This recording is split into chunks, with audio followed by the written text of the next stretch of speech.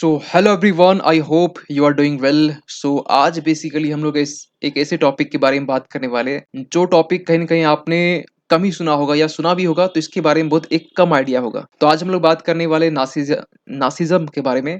और ये नासिज्म होता क्या है और यूपीएससी में नासिज्म, टॉक्सिक रिलेशनशिप में नासिज्म, ये क्या होता है, इसके बारे में डिटेल से बात करने वाले खासकर इस वीडियो में। तो चलिए स्टार्ट करते हैं। देखिए, थोड़ा सा हम हिस्ट्री थोड़ा हम ले जाते हैं आपको हिस्ट्री में, ताकि आपको एक बेसिक आइडिया हो सके, है ना।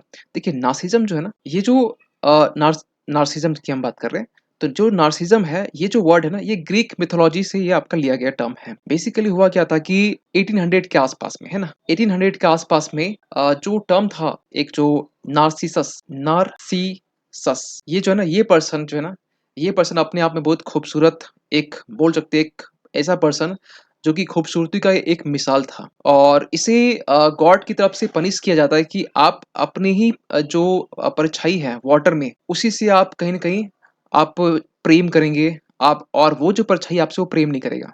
तो ये थोड़ी-सी इनकी हिस्ट्री होती है और यहाँ से ही ओरिजिन होता है खासकर नार्सिसिज़्म का, ठीक है? अब ये जो टर्म है ना, बेसिकली हम लोग इसको अप्लाई हम लोग कहीं न कहीं हर एक जगह कर रहे हैं। तो मेरे दिमाग में ये टर्म आया नार्सिसिज़्म, और ये कहीं न कहीं जो यूपीएससी की जो तैयारी करते हैं उसमें भी हमें देखने को मिल रहा है कि ये जो टर्म है बेसिकली, ये जो प्रिपरेशन कर रहे हैं और या जो प्रिपरेशन कर रहे हैं और जो करना चाहते हैं, दोनों लोग शिकार है। किस तरीके से आगे एग्जाम्पल के थ्रू से हम बात करेंगे। जहां तक आप हो सके आप उसको रिलेट करना कि क्या कहीं आप भी शिकार तो नहीं है, या फिर हम जिस और दूसरे पॉइंट में बात करने वाले टॉक्सिक रिलेशनशिप के बारे में, तो इसके बारे में बात करेंगे कि क्या आपका भी रिलेशन कहीं टॉक्सिक तो नहीं है। आप ही डिसाइड करना। बाकी जो कॉजेज हैं, जो सिम्टम है, वो हम बताने की कोशिश करेंगे, ठीक है।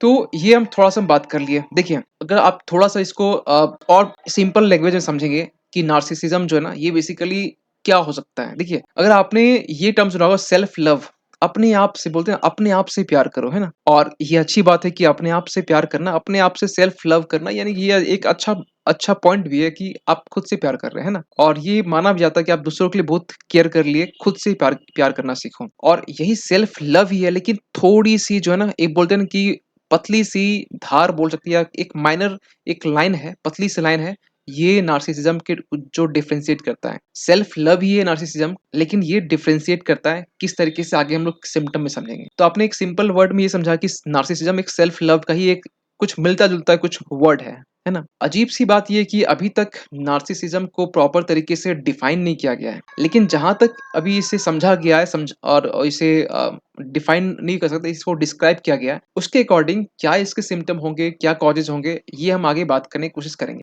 देखिए, ये पर्सन है जो कि जो नार्सिसस है, ये अपनी ही परछाई से प्रेम करना चाहता है। अपनी परछाई, इसको पनिश दिया जाता है कि आपकी खुद की परछाई आपको पसंद नहीं करेगी। हालांकि ये जो नार्सिसस था खूबसूरत था, लेकिन इसकी परछाई खुद इसको कहीं न कहीं एक टोन कस रहा था, है ना, पसंद नहीं कर रहा था। तो ये इसको पनिश मिलता है गॉड की तरफ से। एक छोटी सी एक मिथोलॉजिकल एक स्टोरी है, ये कभी हम किसी और भी लेक्चर में बात करेंगे ये स्टोरी के बारे में डिटेल से। लेकिन यहाँ हम बात करने वाले खासकर नार्सिसिज्म के बारे में, इन द बोल सकते हैं कि इन ब्रीफली बात करने वाले। बहुत सारी मूवीज बनाई गई खासकर इस नार्सिसिज्म के टॉपिक पर। द डेविल वियर्स जो प्रेडा है, जर्नलिस्ट एक है, जो जो मिरांडा होती है, ठीक है। वो अपने आप को एक सुप्रियर समझती है, वो उसी का डिसीजन सुप्रीम होता है। ये कुछ इस तरीके से फिल्म है, आप इसको यूट्यूब में सर्च करके देख सकते हैं, ठीक है। ये पूरा एक नार्सिसिज्म जो है, या फिर हम ये कहें कि इसी से एक जो डिसऑर्डर जनरेट होता है, क्या होता है कि नार्सिसिस्ट पर्सनैलिटी डिसऑर्डर, ये इसी से निकला हुआ, ठीक है। तो ये बीमारी होता है मिरांडा को, ठीक है। तो आप इसको भी देख सकते हैं। प्लस हम ये भी देखते हैं कि ये जो नार्सिसिस्टिक पर्सनैलिटी डिसऑर्डर है, ये आप हर जगह देख सकते हैं। अभी रिसेंट में पिछले साल की हम बात करें, बॉलीवुड में बात की जा रही थी कि बॉलीवुड में आपका एनपीडी आ गया है। यस, आप देवदास मूवी को देख लीजिए, ठीक है। शाहरुख खान का जो कैरेक्टर है वो देख लीजिए। बहुत ज्यादा डीप में बात नहीं करेंगे, लेकिन बहुत सारे ऐसे एक्टर है जो कि कहीं न कहीं इसके शिकार हैं। देखिए, इसको आप दो तरीके से इसको ले सकते हैं। कैसे?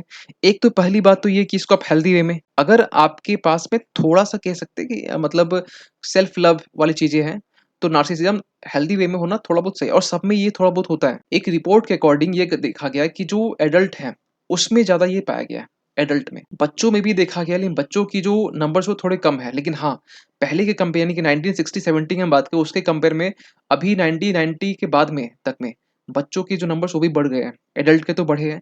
और एक अच्छी बात क्या है, मतलब अच्छी बात नहीं, मतलब जो लोग मेल होंगे, जो फीमेल होंगे, उसके लिए क्या अच्छी बात है सुन लीजिए। मेल में सबसे ज़्यादा ये देखा जाता है और फीमेल में कम देखा जाता है। लेकिन अभी लेटेस्ट रिपोर्ट के अकॉर्डिंग ये देखा गया कि फीमेल में भी अब बहुत ज़्यादा देखा जा रहा है। फीमेल के भी जो पेशेंट या बोल सकते केस है बहुत ज़्यादा देखने को मिल रहा है। तो अभी प्रेज़ेंट का सिचुएशंस ये है कि मेल और फीमेल दोनों बराबर हैं, ठीक है? आगे हम लोग जो पॉइंट डिस्कस करेंगे, तो उसमें आपको हम एग्जाम्पल से भी समझाएँगे क्या होता है, किस तरीके से होता है। तो ये जो नार्सिसिस्टिक पर्सनैलिटी डिसऑर्डर है, ये बॉलीवुड में, ये आप पर्सनल लाइफ में या फिर आप यूपीएससी के प्रिपरेशन में यहाँ भी देख सकते हैं। आप बोले सर जल्दी बता दीजिए यूपीएससी में कैसे देख सकते हैं? थोड़ा-सा तो पेशेंस रखना पड़ेगा, है ना? थोड़ा धैर्य रखते हुए, अगर आप धैर्य ही नहीं रख रहे हैं, तो मतलब कहीं न कहीं एक पॉइंट एक सिम्पटम तो ये भी है। तो ये सिम्पटम को कहीं न कहीं आपको थोड़ा समझना पड़ेगा, ठीक है? तो चलिए आगे अगला पॉइंट बात करते हैं। या आपने देखा होगा कि पिछले साल नहीं 2020 का ये आपने देखा होगा कि ये जॉनी डेप है और ये आपका जो एम्बर हर्ड है।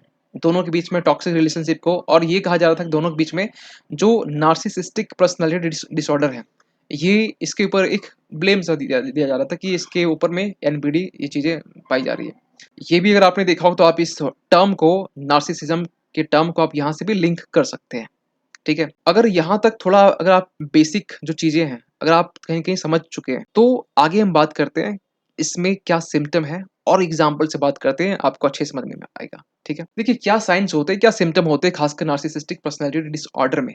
देखिए, एक होता है नार्सिसिज्म, जहाँ इज़्म जुड़ गया, जो लोग खासकर पीएसआईआर के जो स्टूडेंट होते हैं, यूपीएससी तैयारी करने वाले या जो पॉलिटिकल साइंस पढ़े होते हैं, उसको मालूम होता है आइज़म मतलब आइडियोलॉजी, है ना? आइडियोलॉजी होता है। तो उसी से जो डिसऑर्डर ये क्रिएट होता है, जनरेट होता है, ये आपका है एनपीडी। थोड़ा-सा हम और बेसिक थोड़ा हम बताएँ कि ये जो एनपीडी वाली जो चीज़ें हैं ना, ये कहाँ से स्टार्ट हुई? थोड़ा हम बेसिक जाएँगे, ठीक है? देखिए, थोड़ा हम आपको बताना चाहते हैं कि 1889 का वो टाइम था, जिस टाइम में हैवलॉक एलिस, नाम है आपका हैवलॉक हैवलॉक एलिस, ठीक है? ये जो है ना, सबसे पहले ये टर्म को नार्सिसिज्म टर्म को यूज़ करते हैं। किस सेंस में करते हैं? तो ये सेंस होता है आपका सेक्सुअल परवर्जन। अब ये सेक्सुअल परवर्जन क्या होता है सुन लीजिए। एक कपल है और एक कपल दूसरे कपल ये क्या है? मतलब एक कपल जो है ना बेसिकली क्या होता है कि अगर पहला जो पर्सन है या मेल है हो या फीमेल हो, अगर फीमेल जो है ना, अगर मेल हो कुछ भी हो, मतलब एक पर्सन दूसरी पर्सन को देखकर और उसके तरीके से बिहेव कर रहा है सेक्सुअली, ठीक है? तो इसे कहते हैं सेक्सुअल परवर्जन। तो इस सेंस में सबसे पहले इसे यूज़ किया गया, ठीक है? इसके बाद में 1913 का वो टाइम आता है जिस टाइम में अर्नेस्ट जॉन्स, ये नाम आपने सुना भी होगा, अर्नेस्ट जॉन्स जॉन्स के बारे में। 1913 का वो टाइम जिस टाइम में ये बोलते हैं कि नार्सिसिज्म जो टर्म है, ये यूज़ करते हैं गॉड कॉम्प्लेक्स के टर्म में। गॉड कॉम्प्लेक्स क्या होता है? यानी कि अपने आप में ही सर्वे सर्वा है। हम ही सब कुछ है, मेरे बाद कुछ नहीं है, हम ही इस दुनिया के मालिक हैं। कुछ लोग इस सेंस के होते हैं ना, मतलब कि यार हम ही हैं। कुछ लोग मोहल्ले के होते हैं, कुछ लोग गली के होते हैं, कुछ लोग टाउन के होते हैं, कुछ लोग गाँव के होते हैं कि यार यहाँ के तो हम ही सिकंदर हैं, ठीक है? बाकी सब बंदर हैं। तो ये वाली जो सेंस होती है ना गॉड कॉम्प्लेक्स वाली, कि हम ही सुपीरियर हैं, हम ही नॉलेजेबल हैं। यूपीएससी हमने कर ली तो हम ही मेरे पास ही सबसे ज़्यादा नॉलेज है। हमने यूपीएससी रैंक 1 हासिल कर ली तो मेरे पास सब कुछ है। और ये कुछ लोग ड्रीम भी सोचते हैं कि यार रैंक 1 लाना, रैंक 1 लाने के बाद में यहाँ पर इंटरव्यू, यहाँ पर टॉपर्स टॉक, ये से वैसे सब कुछ, ये सारी दिमाग में प्लानिंग खिचड़ी चलती है। गॉड कॉम्प्लेक्स का ये भी एक सिम्पटम है। पूरा सिम्पटम नहीं, लेकिन एक सिम्पटम शुरुआती इनिशियल स्टेज का माना जाता है। तो गॉड कॉम्प्लेक्स 1913 में अर्नेस्ट जॉन्स ने बेसिकली ये कॉइन इजाद किया था। फिर 1925 में जाकर ये फाइनली ये आपका जो टर्म है नार्सिसिस्टिक पर्सनैलिटी डिसऑर्डर, क्योंकि ये अभी तक एक टर्म यूज़ किया जा रहा था कि नार्सिसिज्म है। अब ये जो टर्म है एनपीडी, एनपीडी का जो टर्म है ये आपका 1925 में बेसिकली आपका टर्म कॉइन किया जाता है। 1925 में किसने? तो रॉबर्ट जो वेल्डर है, उन्होंने ये टर्म खासकर ये कॉइन किया। इसके बाद से मालूम चला कि यस एक पर्सनैलिटी डिसऑर्डर है। क्या होता है कि मल्टीपल पर्सनैलिटी, मल्टीपल तो नहीं है, लेकिन यहाँ पर ऐसी पर्सनैलिटी जो अपने आप को सुप्रीम, अपने आप को गॉड, अपने आप को मतलब अपने आप को एडमायरेशंस की एक इच्छा सी होती है, अपने आप को एक अट्रैक्शन वो चाहती है या चाहता है, ठीक है? जो भी हो सकता है। तो ये चीज़ें हमें देखने को मिलता है। लेकिन सिम्पटम की हम बात कर लेते हैं। अब सिम्पटम में यूपीएससी का जो है ना उसका हम अलग से हम पॉइंट हम रखे हुए हैं। पहले ये समझिए कि जो नार्सिसिस्टिक पर्सनैलिटी डिसऑर्डर है, इसके क्या सिम्पटम है? फिर हम आगे हम बात करेंगे इसके बारे में कि यूपीएससी में किस तरीके से ये आपको डोमिनेट कर रहा है। सबसे पहली बात ये है, एग्जांपल देके समझेंगे, फ्रेजाइल सेल्फ एस्टीम। ऐसे पर्सन, ऐसे बोल सकते हैं मेल फीमेल दोनों हो सकता है, ठीक है। और इसको आप लिंक भी करेंगे अपने लाइफ से, लिंक करेंगे जहां भी अपने पार्टनर होंगे वहां से भी लिंक करेंगे। एक टॉक्सिक रिलेशनशिप का एक अलग से पॉइंट है, तो उसको भी हम बाद में डिस्कस करेंगे, लेकिन ये पॉइंट एक जनरल पॉइंट है जो कि कहीं ना कहीं आप रिलेट कर सकते हैं अपने लाइफ से। तो फ्रेजाइल सेल्फ एस्टीम का ये हुआ कि वो खोखलापन होता है, वो दिखावा करते हैं कि हम बहुत स्ट्रांग है, लेकिन वो अंदर ही अंदर वो एक खोखलापन होता है। तो ये खोखलापन होता है, लेकिन वो दिखाते हैं बहुत बड़े कि यार हम ही है, मेरे पास बहुत ताकत है। वो दिखाएंगे अपनी आवाज से, अपने बातों से कि मेरे पास सब कुछ है, हम ये कर सकते हैं, हम वो कर सकते हैं, लेकिन वो कुछ नहीं कर सकते। वो अंदर से खोखला होते हैं। वो दिखाते हैं कि मेरे पास बहुत सारे बहुत अटेंशन हमें दी जाती है, लेकिन वो अंदर से खोखला अकेलापन होता है। मतलब वो दिखाते मेरे पास बहुत सारे फ्रेंड सर्कल है, मेरे पास बहुत सारे मतलब पैसे हैं, लेकिन वो खोखला होते हैं ऐसे भी, ठीक है। और ये अगर कोई दिखा रहा है, अगर ये आप इसको बस लिंक करेंगे, अगर कुछ ऐसे सिम्टम अगर आपके अंदर में है, तो ये तो सोचने वाली बात होगी, है ना। तो ये आप डिसाइड करना, ठीक है। लेकिन आगे हम लास्ट में इसके जो ट्रीटमेंट है, जो डायग्नोस है, वो भी हम बात कर लेंगे, ठीक है, ताकि आपको ऐसा नहीं कि परेशानी बता के हम छोड़ दिए। नेक्स्ट में है नीड फॉर अटेंशन। ऐसे पर्सन जो कि नार्सिसिस्टिक पर्सनालिटी डिसऑर्डर से जूझ रहे हैं, वो अटेंशन चाहते हैं। अगर उसे अटेंशन नहीं दिया, अगर तीन लोग बात कर रहे हैं, तीन लोग में अगर दो पर्सन यहाँ बात कर रहे हैं, ये जो पर्सन है वो एनपीडी का शिकार है, तो ये पर्सन जो है ना गुस्से से लाल हो जाएगा। अगर उसे अटेंशन नहीं मिला तो वो फिजिकली वो अब्यूज भी करेगा, वो मारकाट, वो कुछ भी कर सकता है। मतलब कुछ इस तरीके से होते हैं। ऐसे आप एक रिलेशनशिप में देख सकते हैं, एक हस्बैंड एक वाइफ के बीच में, अगर आप इसको इग्नोर कर रहे हैं, अगर आप इसको अटेंशन नहीं दे पा रहे हैं, तो ये चीजें कहीं ना कहीं बैक फायर करेगा, और ये दोनों के जो बीच रिलेशन है वो इसको हार्म पहुंचाने की कोशिश करेगा। ये हस्बैंड भी हो सकता है, वाइफ भी हो सकती है, ठीक है। तो ये भी आप देखने को मिलता है। डिल्यूजन ऑफ जो ग्रैंडियर की हम बात करते हैं, देखिए क्या होता है ना, बहुत सारे ऐसे पॉइंट होते हैं। जैसे मान चलिए कि एक हस्बैंड एक वाइफ है, वो मतलब अपने आप को कुछ इस तरीके से इंडिकेट करते हैं कि जैसे आपने देखा होगा कि हम ही सुप्रीम है। अगर अगर कोई भी पर्सन, सपोज करते हैं कि आप यूपीएससी का एक बंदा है, अगर आप बहुत पढ़ने में तेज है, तो यूपीएससी का बंदा होने के बाद अगर आप तेज हैं, आप ऐसे रिलेशनशिप में फंस गए, और वो जो बंदा है या बंदी है, ठीक है, वो अगर एनपीडी का शिकार है, तो आपकी जो एनर्जी है, पॉजिटिव एनर्जी जो वाइब्स है, वो तो खत्म कर देगी, ठीक है, या खत्म कर देगा। और फिर क्या करेगा कि आपको इस तरीके से वो कंट्रोल कर लेगी या कंट्रोल कर लेगा कि आप उस जो मतलब वो चंगुल में फंस जाएंगे कि आप निकल ही नहीं पाएंगे। यूपीएससी दूर की बात है, आपसे एक जो पटवारी है वो नहीं निकल पाएगा। ऐसे भी सिचुएशन क्रिएट हो सकते हैं। मतलब ये हम कहना चाहते हैं कि अगर आप ऐसे रिलेशंस में, ऐसे फ्रेंड सर्कल में जो कि एनपीडी का वो शिकार है, तो आपको थोड़ा सा अटेंशन करने देने की नीड है। सेंस ऑफ एंटाइटलमेंट, उसे अट्रैक्शन चाहिए, उसे एडमायरेशन चाहिए, उसे वैल्यू चाहिए, ये कह सकते हैं। अगर उसे नहीं मिला तो वो कुछ भी कर सकता है, कुछ भी कर सकती है, ठीक है। जैसे एग्जांपल लेते हैं कि मतलब वो मतलब इसके लिए कुछ भी कर सकती है। जैसे मान चलिए कि यह कुछ भी कर सकता है।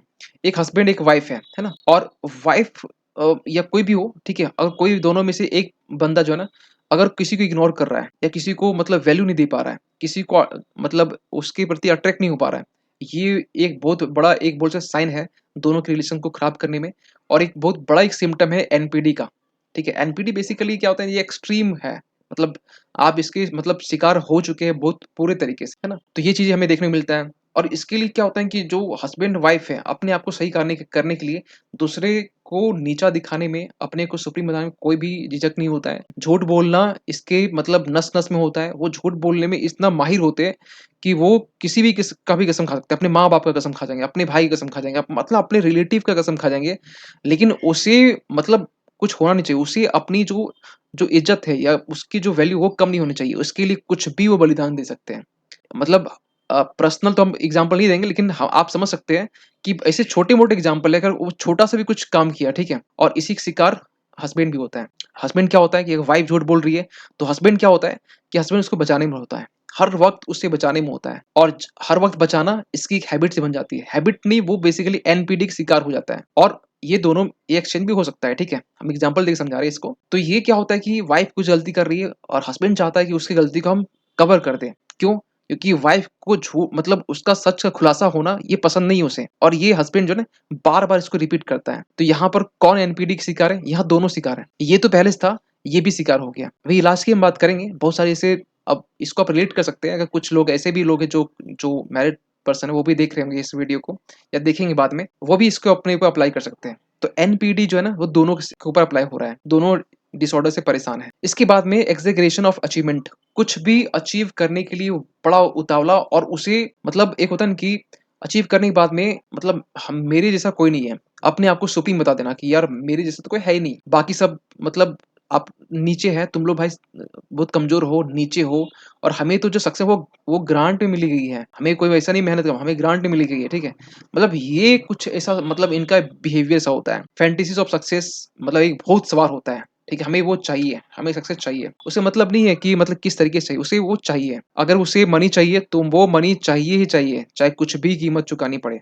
ठीक है? अभी हम जब रिलेशनशिप में आएँगे तो अभी बहुत कुछ हम बोलेंगे इसमें। वो बहुत जेलसी होती है। अगर कोई भी लाइफ पार्टनर हो, ठीक है? अगर वो किसी से बात कर लिया, उसके बाद तो उससे खैर नहीं। उसका मतलब एक एक्सट्रीम मौत ही होगा या फिर उसको मतलब टोन कस के उसकी तो जान खत्म हो जाएगी। बहुत जेलसी। अगर उसके सामने किसी और की तारीफ हो गई, तो उसके बाद तो मतलब समझिए कि एक्सट्रीम एक्सट्रीम जो मतलब होता है महाभारत वो हो सकता है या महाभारत 2 बोलते हैं। सेंसिटिविटी ऑफ क्रिटिसिज्म यानी कि जो मतलब क्रिटिसिज्म है मतलब वो झेल नहीं पाता है, वो झेल नहीं पाती है क्योंकि हम लोग क्या होता है क्रिटिसिज्म जो होता है ना वो बेसिकली एक इंडिकेटर होता है कि आपके अंदर इम्प्रूवमेंट करने की नीड है। लेकिन ऐसा इंसान जो एनपीडी का शिकार हो, वो झेल ही नहीं पाता इस चीज़ को। ये बहुत बड़ा डिमेरिट है। मिसट्रीटमेंट ऑफ अदर्स, अदर्स से जो बिहेवियर है, वो बड़ा मतलब बुरा-सा होता है। ट्रीटमेंट उसका अच्छा नहीं होता है। मतलब वो दूसरे को एक मतलब तुच्छ स समझती है और एम्पैथी नाम का कोई चीज़ ही नहीं होता है उसके अंदर में।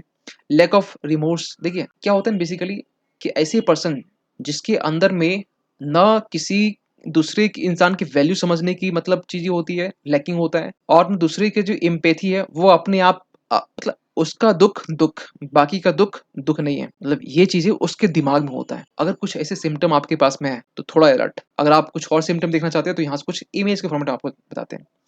इसी चीज़ को जो पीछे पॉइंट छूट गया, कुछ पॉइंट को यहाँ हम समझाते हैं। इन्फ्लेटेड सेल्फ इम्पोर्टेंस, अपने आप को इम्पोर्टेंस ज़्यादा देना। सेल्फ एब्जॉर्प्शन, अपने आप को मेरे बाल अच्छे हैं, मेरे गाल अच्छे हैं, मेरे आँख अच्छे हैं और ये बार-बार किसी दोस्त या अपने पार्टनर से पूछते रहना, "यार देखो यार, ये कैसा है?" ये चीज़ें होना एनपीडी का शिकार है आप। अगर ऐसी चीज़ें देखने को मिल रहा है, तो आप अलर्ट हो जाइए।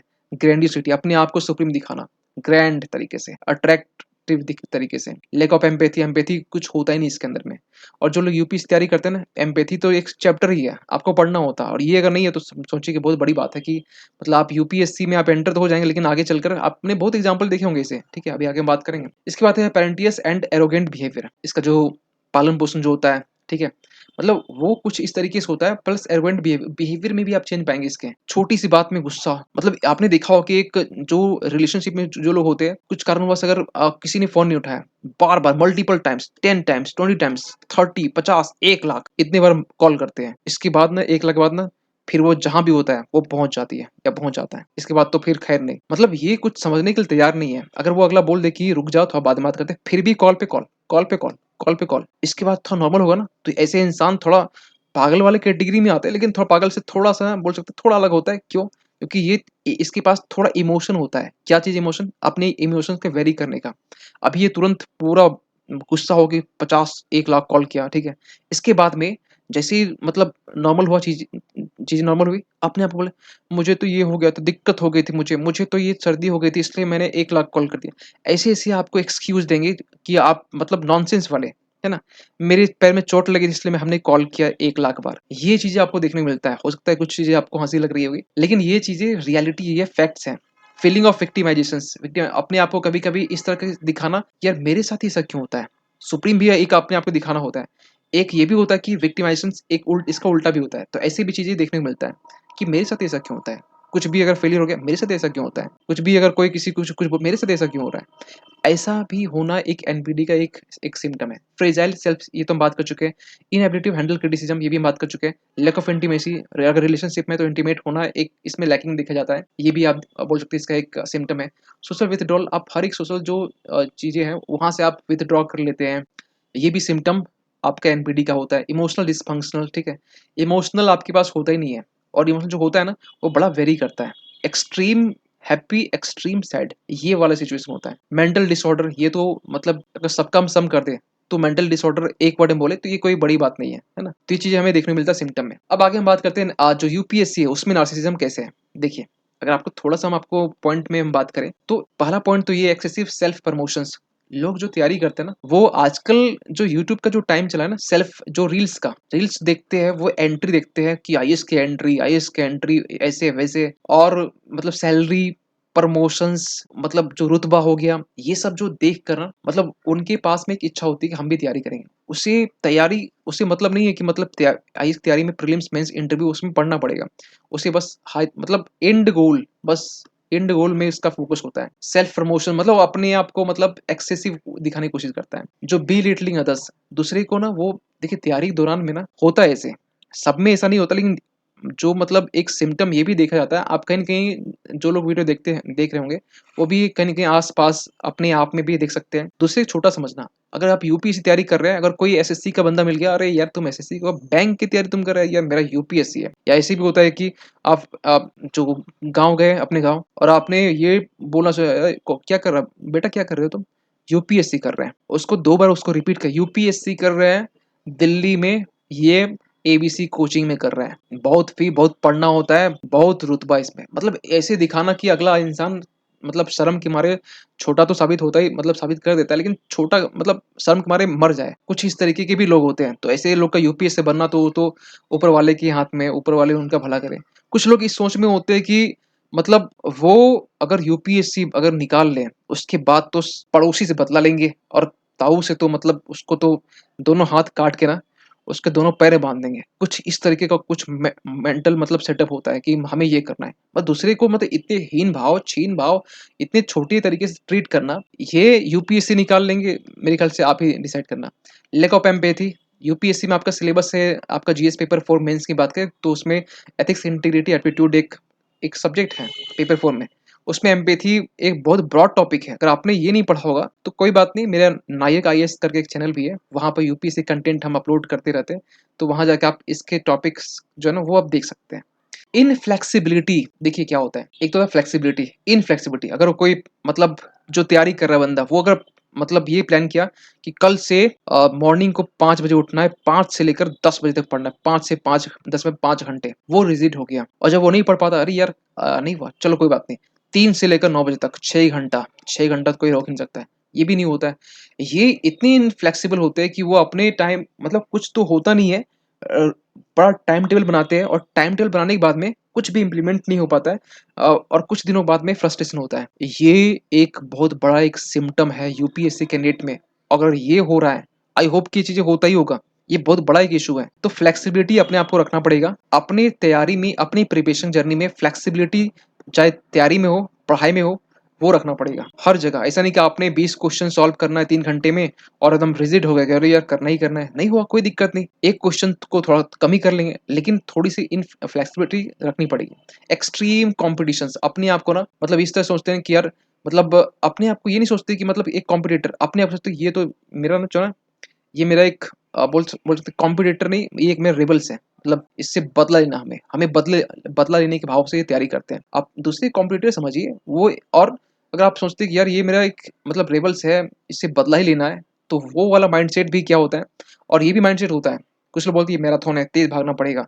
तेज़ भागना पड़ेगा इसके लिए आप एथिक्स, इंटीग्रिटी, एटीट्यूड को आप मतलब कॉम्प्रोमाइज़ नहीं कर सकते हैं। इसको इग्नोर नहीं कर सकते हैं। ये भी आपको दिमाग में रखना पड़ेगा। डिस्प्ले ऑफ मटेरियल वेल्थ बहुत लोग तो मतलब एग्ज़ाम्स तैयारी करने के दौरान आगे का जो मटेरियल वेल्थ है वो सोच के चलते हैं और कुछ लोग दिखाते भी है यूपीएससी तैयारी के दौरान कि यार हम भी यूपीएससी तैयारी कर रहे हैं क्यों? क्योंकि मेरे पास पैसे हैं। कोचिंग करके मेरे पास पैसे हैं। वो बहुत हर चीज़ में दिखाते हैं। ये तो एग्ज़ाम्पल बताया, ये ऐसे हर चीज़ में दिखाते हैं और ये सोच के भी चलते हैं कि जब यूपीएससी जब होगी अभी एक बहुत सारा एग्ज़ाम्पल आया था जब हमने कुछ दिन पहले ये चीज़ें शायद यहाँ तो नहीं बहुत सारे जहाँ पढ़ाते वहाँ डिस्कस किए थे। कि यूपीएससी में अभी रिसेंटली एक आईएएस ऑफिसर ने गवर्नमेंट या टैक्स फंडेड जो है ना उससे कहीं न कहीं वो उसका मिसयूज़ किया गया। अब मिसयूज़ अब क्या है आप समझ सकते हैं क्या-क्या मिसयूज़ हुआ है।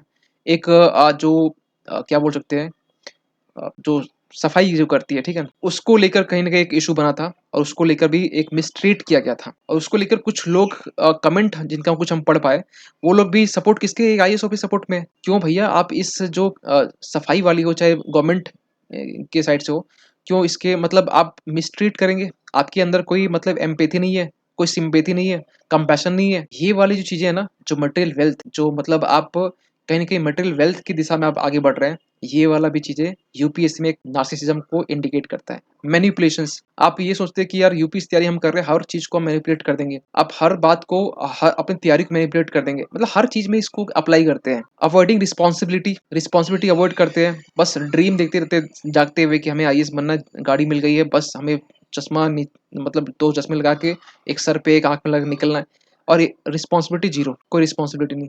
आप तैयारी कर रहे हैं मतलब कुछ भी नहीं करेंगे। कुछ लोग ऐसे ही होते हैं कि यार हम तो पढ़ाई कर रहे हैं, हम तो घर का काम कुछ कर ही नहीं सकते।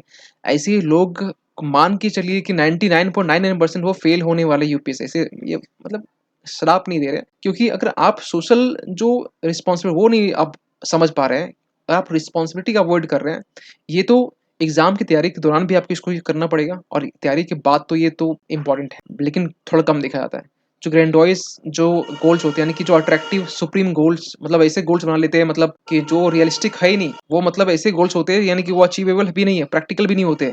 ऐसे गोल्स बनाना भी एक मतलब एक होता है ना कि यार आज लक्ष्मीकांत की बुक खत्म कर देंगे। ऐसे गोल्स कहीं न कहीं आपको और फ्रस्ट्रेशन में और डालता है और कहीं एक्सट्रीम जाके एनपीडी के और भी शिकार हो जाते हैं, मतलब जो कभी ठीक ना हो। Over emphasis on image, image देखिए, ये पॉइंट हम पहले भी किसी पॉइंट में हम मिक्स करके हम बात कर चुके हैं। अपनी इमेज को बढ़ा चढ़ा दिखाना, दूसरे छोटा दिखाना, ये चीज़ें भी यहाँ इन्वॉल्व होती है। क्या इसका उपाय हो सकता है? देखिए, हम लोग बात कर चुके हैं परेशानी के बारे में, क्या इश्यूज़ हैं, लेकिन हम लोग बात करना चाहते हैं कि क्या इसमें एक अच्छा पॉइंट निकल सकता है, क्या इसमें हम लोग आगे कर सकते हैं? क्या हम लोग इस चीज़ को ओवरकम कर सकते हैं? तो सबसे एक अच्छा एग्ज़ाम्पल हेल्दी कॉम्पिटिशन। कॉम्पिटिटर नहीं, रेबेल नहीं, कॉम्पिटिशन रखिए, एक हेल्दी कॉम्पिटिशन्स, और ये एक मोटिवेटिंग फोर्स होना चाहिए आपके लिए। क्या करना चाहिए आपको? देखिए, सेल्फ इम्प्रूवमेंट पे फोकस होना चाहिए। सबसे बड़ी बात है, इस अगर पूरे हर एक पॉइंट का हम सार निकाले तो आपको अवेयर होना पड़ेगा। अगर आप अवेयर नहीं है, आप जागरूक नहीं है, सिंपल सी बात है कि आप यूपीएससी की तैयारी नहीं कर रहे, आप वो एक बोलते हैं ना, एक अंधभक्त, एक होता है अंध दौड़ कर रहे हैं। दौड़ रहे हैं लेकिन अंधे बन के दौड़ रहे हैं। अवेयरनेस बहुत इंपॉर्टेंट है। आप किसी ने बोल दिया कि यार हमने ये बुक नहीं पढ़ा, आपने छोड़ दिया। अब किसी ने बोला हमने यही बुक पढ़ा और हमने मेंस दिया। बस उसी पे डिपेंड है, आप उसके बाद आगे दाएँ-बाएँ कुछ नहीं देख रहे हैं। खुद थोड़ा-सा भी मतलब अपने ऊपर मतलब थोड़ा एनालाइज़ कीजिए कि क्या अभी किसी टॉपर्स ने 3 साल पहले कहा, हो सकता है कि अभी कुछ चीज़ें रिलेवेंट नहीं हो या कुछ चीज़ें हो। आपने एनालाइज़ नहीं किया, अवेयरनेस की कमी होती है। अवेयरनेस की कमी है तो आप मतलब मिस्टेक्स पे मिस्टेक करते जाएँगे। तो सेल्फ इम्प्रूवमेंट का स्पेस दीजिए अपने आप को, ठीक है? इसके बाद में सेट रियलिस्टिक गोल्स, जो कि पहले भी हम बात कर चुके हैं। मतलब ऐसा नहीं कि प्रैक्टिकल हो ही ना। लर्न फ्रॉम अदर्स, अगर आप अवेयर होंगे तो दूसरों से सीखेंगे, और अवेयर ही नहीं होंगे तो आप अपने आप को बस सुप्रीम दिखाएँगे। अपने आप को दिखाएँगे कि यार मेरे जैसा कोई भी सुप्रीम नहीं, मेरे जैसा कोई हीरो है ही नहीं। अपने आप को नायक समझेंगे। जैसे नायक हम ही हैं, संजीव नायक, लेकिन वो नायक जो बात कर रहे हैं हीरो, वो अपने आप को समझेंगे। तो ये आप अदर्स से सीखने वाली जो टेंडेंसी वो आपको रखना पड़ेगा। कंस्ट्रक्टिव फीडबैक ये आपको हमेशा लेते रहना चाहिए। आपके एल्डर्स में, आपके जो भी पीयर्स ग्रुप्स है, वहाँ से आप ले सकते हैं। ये अगर भाव अगर आ रहा है ना, तो आप अवेयर हैं। आप थोड़ा-सा मतलब जितने पॉइंट यहाँ पर हैं, आप देखिए हर एक पॉइंट ऐसा है कि आपको कहीं न कहीं आपको आपके अंदर एक वैल्यू एडिशन करता है। मेंटेन पर्सपेक्टिव, अपने पर्सपेक्टिव को मेंटेन करना, सपोर्ट अदर्स, दूसरे सपोर्ट कीजिए। तैयारी कर रहा है ऐसा मतलब वो कॉम्पिटिटर मतलब वो रेबेल नहीं है, सपोर्ट कीजिए उसका, और इसमें आपका ही हेल्प होता है। Stay gracious in victory and defeat. कुछ लोग क्या होता है, कुछ लोग अचीव करने के बाद में यस, यस, और हारने के बाद फिर क्षण से टूटे कोई सपना, ये वाला गाना फिर सुनना मतलब स्टार्ट कर देते हैं। ये वाला नहीं होना चाहिए। ऐसे हर एक चाहे हम भगवत गीता की बात करें, चाहे कुरान की बात, हर एक जो बुक्स है डिफरेंट रिलीजन के, सब में चीज़ें कहीं न कहीं कही गई है, इनडायरेक्टली और डायरेक्टली, कि आपको सुख हो चाहे दुःख हो, ये दोनों में आपको सम रहना है। सम मतलब वो जोड़ना नहीं, आपको बराबर रहना है। आपको अपने आप को मेंटेन रखना है। ऐसा नहीं सुख आया बड़ा बड़ा नाचने शुरू कर दिया, दुःख आया तो मर गए, ये आपको नहीं करना है। मैनेज स्ट्रेस और प्रेशर, दोनों को मैनेज करना है। कैसे आप इसको मैनेज कर सकते हैं? मेडिटेशन से, योगा करके आप मैनेज कर सकते हैं।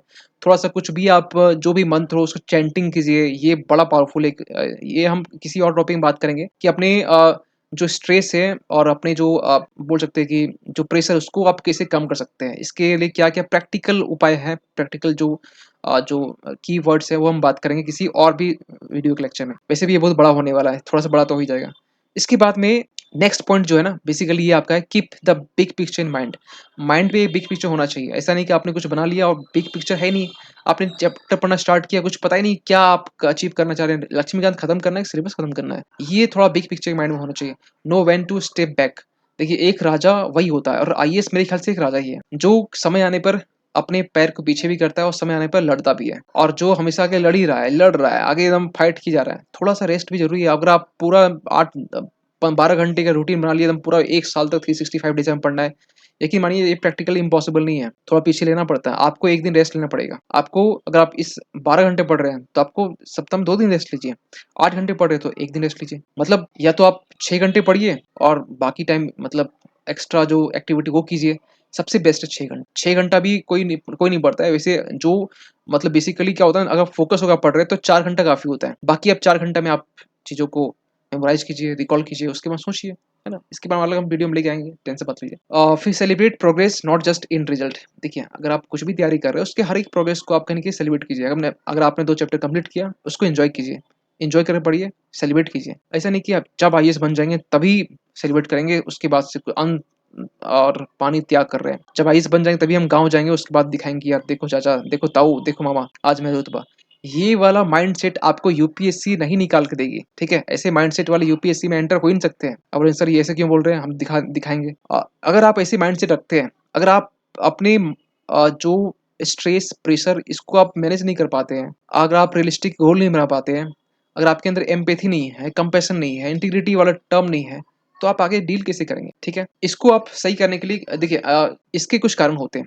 एनपीडी के भी कुछ कुछ कारण होते हैं। एक तो जेनेटिक्स होता है और दूसरा होता है आपका एनवायरमेंटल रीजन होता है। जेनेटिक्स क्या होता है कि आप जो पेरेंट्स उसके थ्रू से आप ये आप तक पहुँचता है। दूसरा आपका होता है एनवायरनमेंट जिसमें आपका पेरेंटिंग जो स्टाइल हो उसके थ्रू से हो गया, जो नेगेटिव चाइल्डहुड एक्सपीरियंस उससे हो गया, ऑब्जर्वेशन एंड इमिटेशंस उससे भी बेसिकली आपका होता है। लेकिन नेक्स्ट जो हम बात करने वाले जो टॉक्सिक रिलेशनशिप के बारे में, तो ये जो बेसिकली है ना ये बड़ा इंपॉर्टेंट है। क्योंकि आजकल के टाइम में जो मैरिड जो कपल है वो भी कहीं न कहीं खुश नहीं है। जो रिलेशनशिप में है मतलब मैरिड से पहले वो भी खुश नहीं है। इसके पीछे कुछ रीज़न है। क्या ड्रेनिंग और डिप्रेशन सबसे बड़ा मतलब डिप्रेस होना, कुछ छोटी-छोटी बात में मतलब चीज़ों को माइंड में रख लेना और उसके बाद में सोचते रहना। क्या होता है कुछ बात किसी ने कह दिया, एक पार्टनर दूसरे पार्टनर कह दी, जाओ तुम यार जाओ इसको नहीं लेना है, ठीक है? जाओ तुम कुछ भी कर लो। इसके बाद से ना फिर उसके दिमाग में चलता मतलब वो इतना मतलब दूर तक सोचना स्टार्ट कर देगा कि अगर कोई यूपीएससी को अगर यहाँ से सोचना शुरू करे तो वो यूपीएससी निकाल ले। लेकिन वो नेगेटिव है ना, तो नेगेटिव वाली चीज़ें पहले होता है। तो वो चीज़ें आगे चलते-चलते वो बड़ा ही बड़ा रूप ले लेता है। फिर आगे चलकर वो सुसाइड भी कर ले, है ना? ऐसे भी होता है। All take no give. देखिए, एक टर्म यूज़ करते हैं कि मतलब टॉक्सिक रिलेशनशिप में सिर्फ़ लेना हमें, है ना? सिर्फ़ लेना है, देना नहीं है। ये भी एक बड़ा एक सिम्पटम होता है। कैसे? आपने कुछ कहा, हमने ले लिया, ठीक है? कुछ बात कहा, हमने उसको दिमाग में बस सेट कर लिया। मतलब इसको आप हर एंगल से देख सकते हैं। बस चीज़ों को आप ले रहे हैं, कंज़्यूम भाई देना भी सीखिए। आप ली जा रहे हैं, ठीक है? It's all about them, mutual avoidance दोनों एक-दूसरे को मतलब इग्नोर करना, अवॉइड करना, नॉट सपोर्टिव, सपोर्टिव नहीं होना, एक्सेसिव जेलसी दोनों जेलस होना, लैक ऑफ ट्रस्ट और कम्युनिकेशंस कभी कुछ होता है तो एक ट्रस्ट की कमी देखी जाती है, कम्युनिकेशन नहीं होता है तो फिर एक ये आगे जाके और भी हार्म होता है दोनों के रिलेशनशिप में। Bring the worst out of you. जो भी खराब क्या होता है दोनों बीच में जब रिलेशन खराब होता है ना तो एक पर्सन जो होता है, एक फीमेल एक मेल के बीच में तो दोनों क्या होता है ना कि एक दूसरे की कमियाँ फिर निकालना शुरू करते हैं। यार तुमने उस समय ये किया था, तुमने उस समय ये किया था, तुम वहाँ पर ये गई थी, तुम ये भी बोला था, यार तुम तो वो कर रहा था।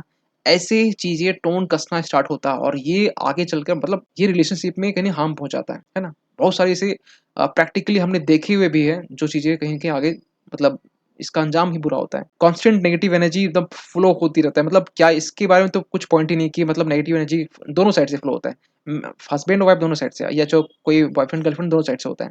कंटीन्यूअस डिसरिस्पेक्ट उसके बाद फिर तुम तड़क का तू में आता है, ठीक है? अब बोले सर इसमें इसका क्या इलाज है? इसका इलाज भी है। क्या होता है कि ऐसी पर्सन का तो सबसे पहले अवेयर करना, सबसे बड़ी बात है अवेयर करना। Acknowledge the abuse. अगर वो अब्यूज कर रहा है या कर रही है, तो पहले एक्नॉलेज करना पड़ेगा, सबसे बड़ी बात तो ये है। उसके बाद फिर सेट बाउंड्री, एक बाउंड्री सेट करना पड़ेगा कि हमें कोई भी पर्सन है, कोई भी अगर रिलेशनशिप में है, तो उसे एक बाउंड्री सेट करना पड़ेगा कि हमें इसके ऊपर में अब्यूजिंग कंट्रोल नहीं करना, सहन नहीं करना है। इसके ऊपर से हमें कुछ भी हमें सहन नहीं करना है, कुछ भी चीज़ हमें आगे कैरी फॉरवर्ड नहीं करना है। मूव ऑन कर जाइए, सबसे बेस्ट तरीका है। अगर आप चाह रहे हैं कि किसी भी चाहे फ्रेंड हो, चाहे दोस्त हो, चाहे कोई भी चाचा, मामा का, कोई भी भाभी, कोई भी हो, अगर किसी से रिलेशन अच्छा नहीं है, उसको एक बार खरी-खोटी सुनाइए, उतना भी खरी-खोटी नहीं, एक बार तुम तड़क्का कीजिए, ठीक है? उसके बाद से डिस्टेंस बनाइए। एक तो ये है प्रैक्टिकल, ये प्रैक्टिकल है, ठीक है? ऐसा नहीं कि सर आप तो ऐसे बोल रहे हैं कि तुम तड़क्का सुनाने के लिए।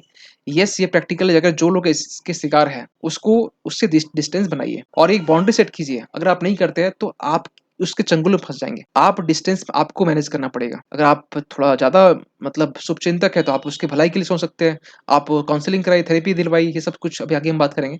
प्रोसेस योर इमोशंस, अपने इमोशंस को प्रोसेस कीजिए, थोड़ा कंट्रोल कीजिए इमोशंस को। इमोशंस में कुछ कंट्रोल नहीं होता, फोकस ऑन योरसेल्फ। सबसे एक पॉइंट अगर हम सबका हम निचोड़ निकालें तो फोकस ऑन योरसेल्फ। अपने आप पे फोकस कीजिए ना, दूसरों में फोकस करें। दूसरे की बात को सुन के, आप दूसरे की बात को इतना माइंड पे रख के आप चीज़ों को मतलब आगे ले चलते हैं।